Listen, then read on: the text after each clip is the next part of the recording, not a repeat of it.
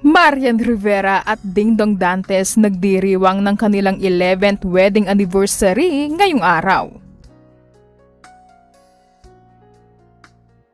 Ipinagdiwang ngayong araw ni Marian Rivera at Dingdong Dantes ang kanilang 11th wedding anniversary bilang mag-asawa. Sa kanilang special na okasyon, nagbahagi ang celebrity couple ng ilang larawan mula sa kanilang bakasyon sa El Nido, Palawan, kung saan makikita ang kanilang pamilya na sobrang enjoy sa kanilang bakasyon. Sa mga ibinahaging litrato, kapansin-pansin ang kasiyahan ng mag-asawa kasama ang kanilang mga anak na sina Zia at Sixto habang nag-i-enjoy sa karagatan. Kitang-kita ang saya ng mga anak ng Dongyan, lalo na si Zia na agog pansin sa kanyang ganda na very morena.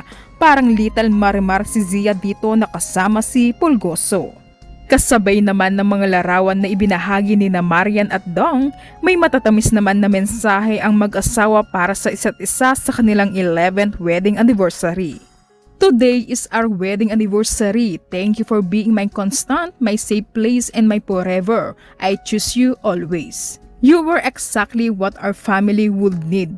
11 years married to you, Marian Rivera, and I remain humbled by the wife you are, the mother you become, and the life we continue to build together by His grace.